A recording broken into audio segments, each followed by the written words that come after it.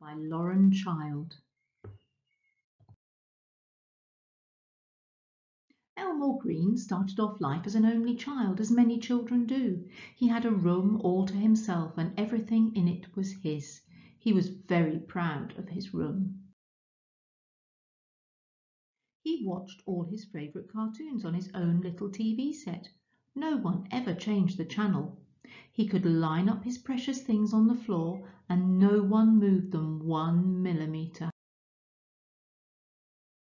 When his Uncle Cecil gave him a jar of jelly beans, Elmore could eat every single bean all by himself in whatever order he liked.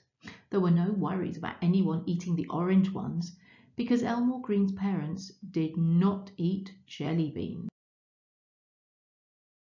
Elmore Green's parents thought he was simply the funniest, cleverest, most adorable person they had ever seen.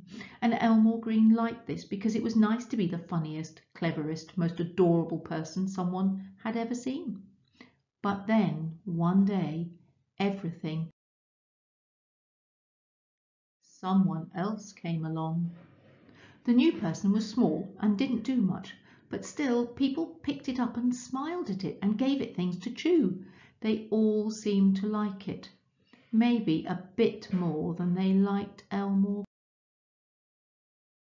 The new small person didn't like watching Elmore Green's favourite TV cartoons and would squawk until the channel was changed. Elmore did not find shows for small people at all stimulating. But everyone said the small person couldn't help it because it was only small. Sometimes the small person would come into Elmore's room and knock things over and sit on things that didn't want to be sat on. Once it actually licked Elmore's jelly bean collection, including the orange ones. As anyone knows, jelly beans that have been licked are not nearly so nice. But everyone said Elmore could not be cross because the small person was only. Elmore Green wished the small person would go back to wherever it came from. But Elmore's parents explained that this was not.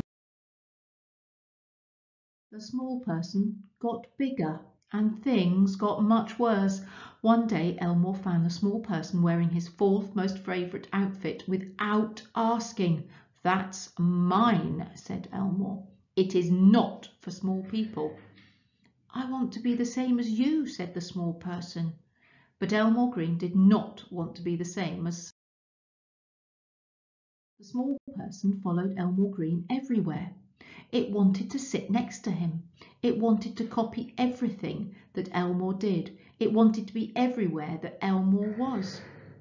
"Where are you going, Elmore?" said the small person. "Nowhere," said Elmore. "Can I come?" said the small person. When the small person said things like that, Elmore Green would go and sit up a tree.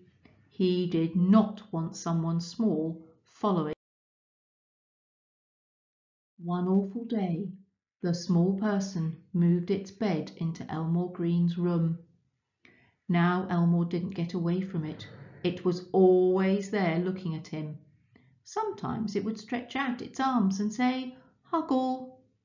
But Elmore didn't want to cuddle up to someone small. However, one night everything changed. Elmore Green had a bad dream.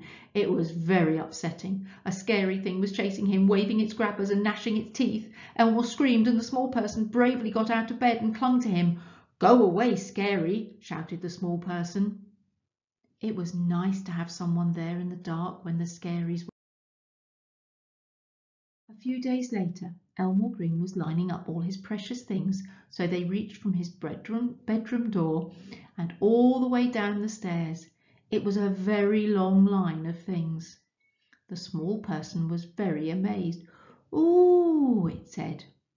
"I could make them reach the front door if I had more things," said Elmore. "I have more things," said the small person. "I have at least 5 or 3 things. You can have them."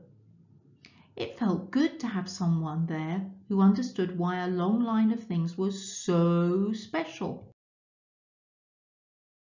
The next evening, Elmore was laughing at the TV.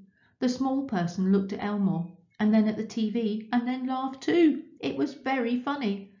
More funny somehow with two people laughing than just one.